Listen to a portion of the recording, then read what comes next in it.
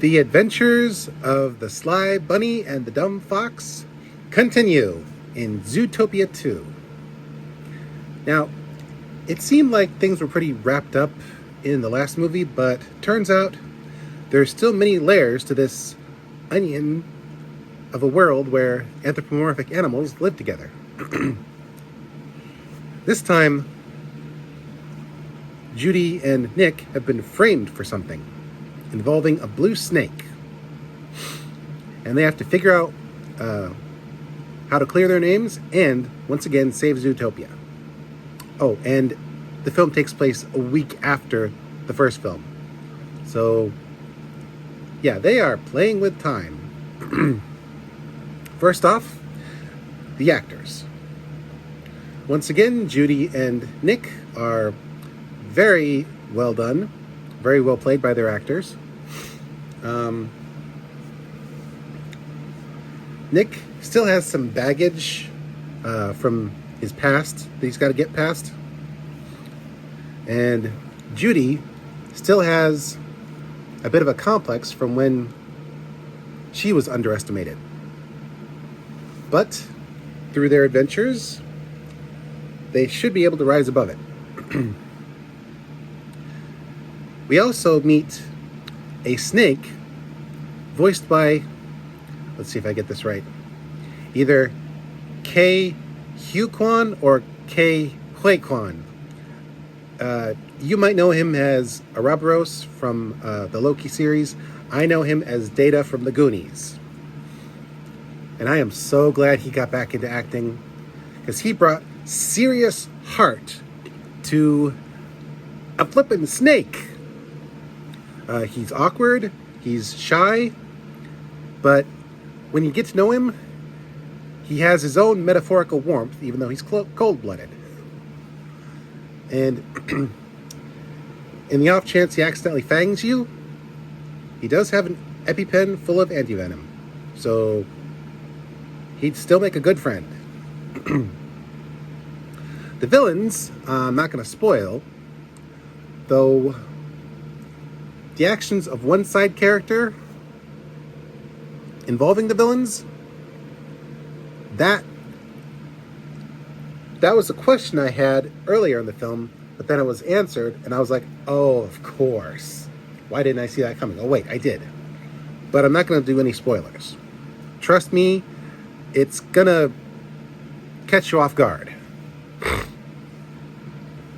The returning Zootopia characters are still very entertaining. I mean, side characters, that is. The new side characters are fun to see, and the world itself is a spectacle. And I don't know what they're doing over at the Disney Animation Studios, but it's still freaky how organic the water looks. I swear, they're using real water effects somehow.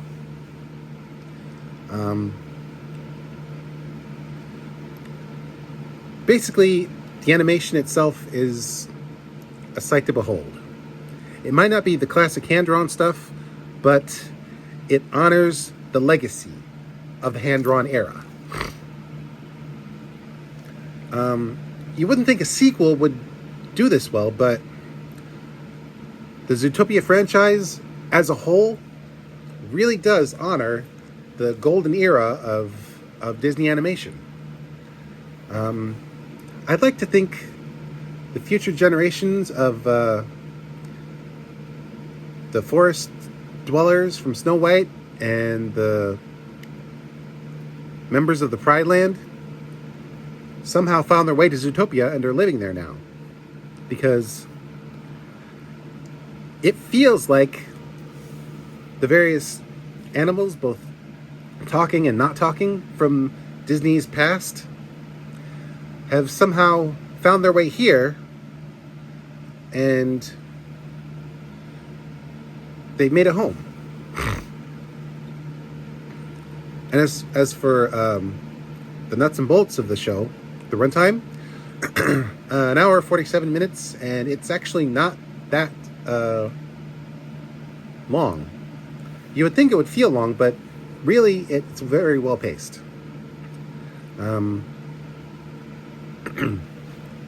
The story itself, it moves in a way that gives you some slow moments, but the slow moments don't drag the film down. And overall, I would say this one does what a sequel should do.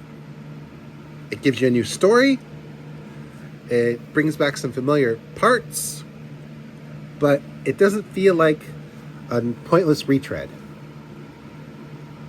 It's it's like finding an archaeological site that seems to be only one level, but really there are a couple of levels.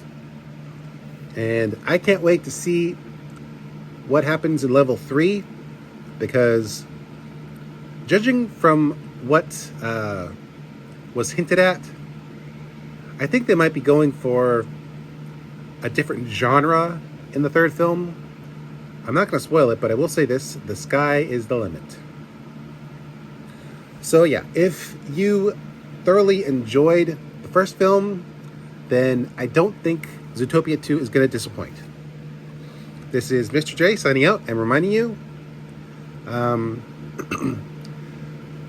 the coexist sticker exists for a reason, for various reasons, and people should start paying attention to it. Because, some people are carnivores, some people are herbivores, some people are hairy, some people are scaly, some people are featherbrains, but we're all carbon-based life forms, so we may as well accept that we can't exist on a planet of hats, so we may as well exist together. And never call a bunny cute. That's their word.